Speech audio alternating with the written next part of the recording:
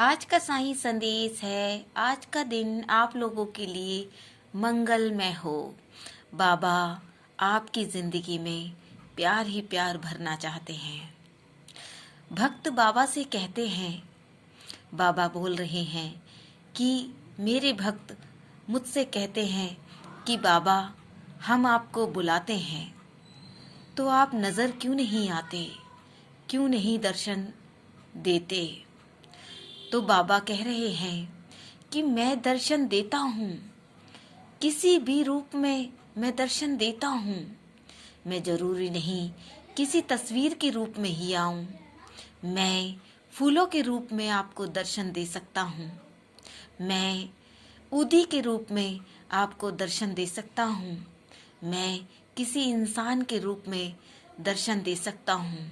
मैं पशु पक्षियों के रूप में आपको दर्शन दे सकता हूँ। मेरे बच्चे, मैं तेरे साथ ही तो हूँ हमेशा, इसलिए मैं किसी भी रूप में तुझे दर्शन देता हूँ।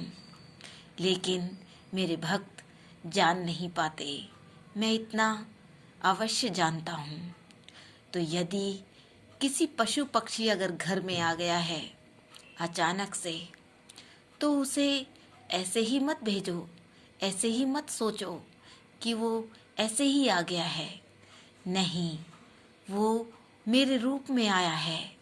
मैं आया हूँ तुम्हारे घर में दर्शन देने। मैं अपने भक्तों को किसी भी रूप में दर्शन दे सकता हूँ। मेरे कोई रूप नहीं और मेरे अनेक रूप हैं। मैं अपने भक्तों के लिए सब कुछ कर सकता हूँ। मेरे जो भक्त जो भी मुझसे चाहते हैं वो मैं अवश्य करना चाहता हूँ।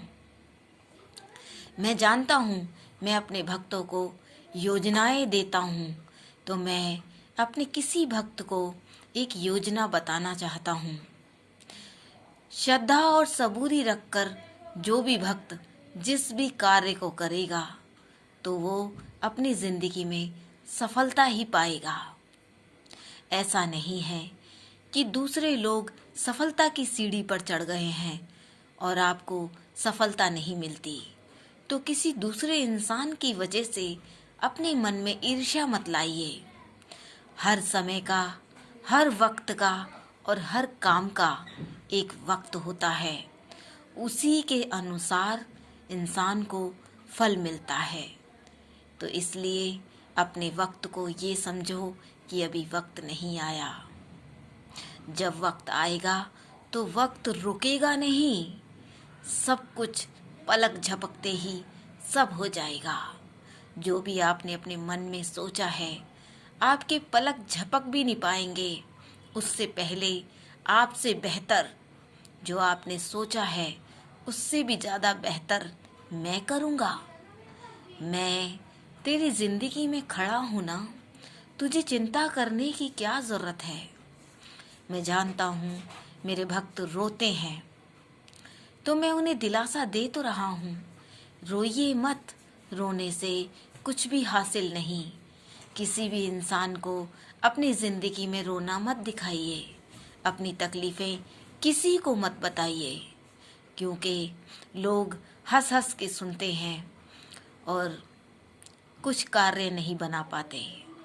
तो ज़िंदगी में किसी दूसरे को बताने से पहले अपने मन में इस बात को सोचिए कि यदि ये बात मैं भगवान से कहूँ, बाबा से कहूँ तो कितना बेहतर होगा।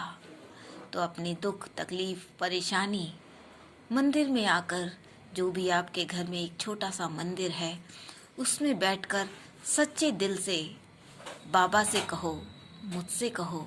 मैं आपके सारे कार्य सुनता हूँ और बिगर बताए भी सुनता हूँ, सब पता है मुझे। तो बिल्कुल भी चिंता मत करो, आपकी सारी जिंदगी पर मेरी कृपा दृष्टि है। मैं तुझे अंत तक ले जाऊंगा। मैं तेरे जिंदगी के सारे कार्य बनाऊंगा। तू चिंता मत कर, तुझे वो सब कुछ मिलेगा जो तूने सोचा है। तुझे चिंता करने की ज़रूरत नहीं। मैं तेरे साथ हूँ। तेरे कंधे पर मेरा हाथ हमेशा बना रहेगा।